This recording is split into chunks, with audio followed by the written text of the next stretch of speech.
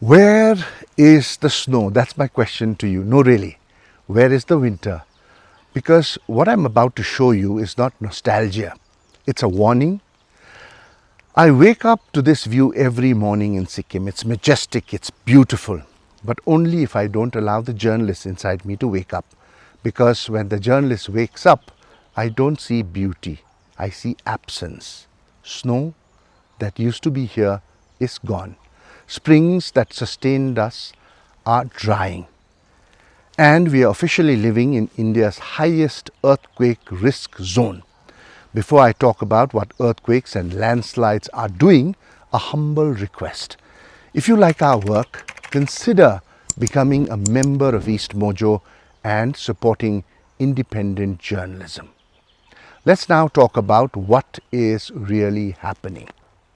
Growing up, these mountains were snow-capped no matter the season. And I don't mean just the main peaks. I mean snow on the smaller mountains too, especially this time of the year. Now, as we enter 2026, snow is becoming increasingly rare. And while we are debating everything else, Sikkim is fighting wildfires at high altitudes where such occurrences were once rare, if not unheard of. But disappearing snow is not even the scariest part. Here is the number that should worry you. About 50% of Sikkim's perennial springs have either dried up or are becoming seasonal. That's half the water we need to survive. And before some of you start saying fake news, let me tell you this is a government report by NITI Aayog. Nearly 80% of rural households in Sikkim depend on these springs, our dear dharas, for drinking water, sanitation, irrigation. So, what's happening? Rain hasn't stopped. It has changed from steady rainfall that kind of soaked into the ground and recharged aquifers to unpredictable, short, violent bursts. Water doesn't seep, it runs off. Aquifers don't recharge. Springs therefore weaken. Add to that rapid urbanisation. Look at Gangtok. Recharge zones have been covered in concrete. And with forests disappearing, the land is losing its sponge. The 2011 earthquake also is said to have permanently altered underground water channels. Some springs shifted, some vanished permanently. The region around where I am just now, Ravangla, where has been seeing frequent earthquakes. Low intensity ones, yes, but frequent. These events are also likely to alter underground water channels. And here's something most of you probably missed. As of December 2025 Bureau of Indian Standards update, Zone 6 is the newly created highest earthquake risk category in India. Not 4, not 5, but 6. It covers the entire Himalayan arc from Jammu and Kashmir to Arunachal Pradesh. We are officially the most earthquake-prone zone in the country. Let that sink in. But this is not just about earthquakes, rain and snow. Ask the lemon growers in Manipur Hills, farmers of Kachai lemon, one of the most prized exports of Manipur. They are watching their harvest get devastated. Their famous Hathai chilies are suffering too. Now, we've discussed both these issues in detail on our website eastmojo.com. Do log in and read. But here's the question. Why are these not election issues? Why are these not prime time debates by those Delhi channels? It'll never be. And talking about Delhi, our executive editor recently traveled there. He wore a painter's mask to breathe. In Delhi, if the AQI is very poor, it is considered an improvement. How tragic is that? Closer home, Guwahati. Winters, as I remember, used to be pleasant. There used to be some rainfall. Now it's all dust because of construction. Dry winters. What about Shillong and Itanagar? All above 100. Agartala and Aizawl, yes, they are also just over 100. These are cities we call clean. The numbers may change tomorrow, but the trend is not changing. Meanwhile, some of the world's most respected economists are warning India about pollution. You don't become the first deputy managing director and chief economist of the International Monetary Fund by fluke. Geeta Gopinath made it clear. Tackle pollution because the challenge of pollution will be higher than any tariff imposed by any country.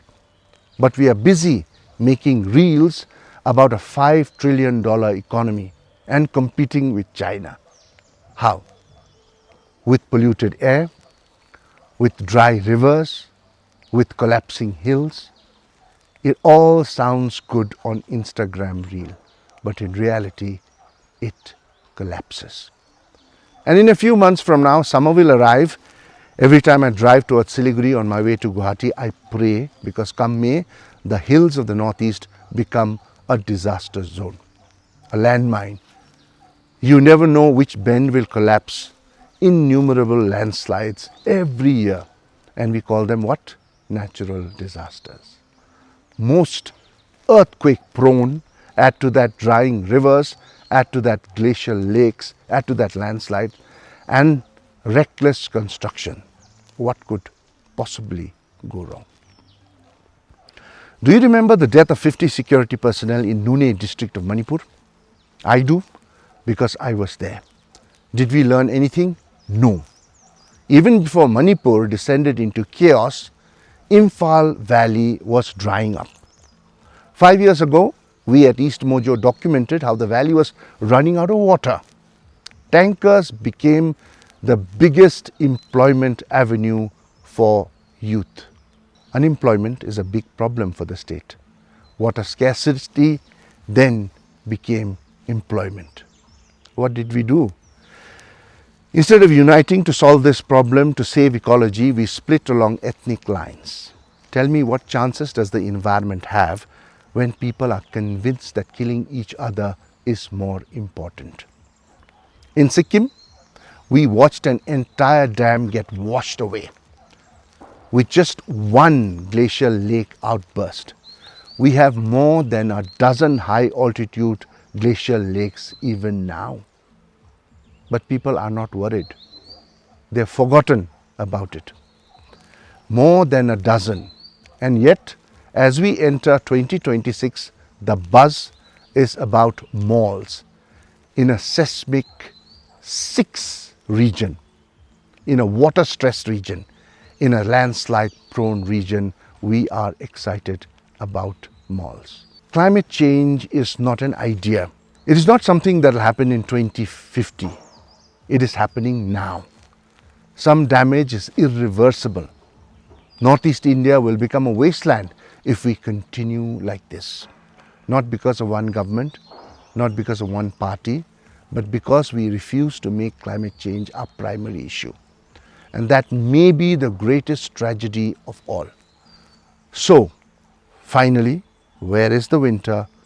And more importantly, where is our outrage? Before I end this, let me say something simple. If conversations like this matter to you, if you want journalism that asks uncomfortable questions, not just conduct shouting matches, then support us. You probably spend 200 to 300 rupees on a cup of coffee without even thinking. The same amount will keep independent journalism alive. Become a member of EastMojo, and together, let's ask those uncomfortable questions. Thanks for watching. Don't forget to like, share, and subscribe to EastMojo. For any queries, put them down in the comments section below and press on the bell icon for notifications.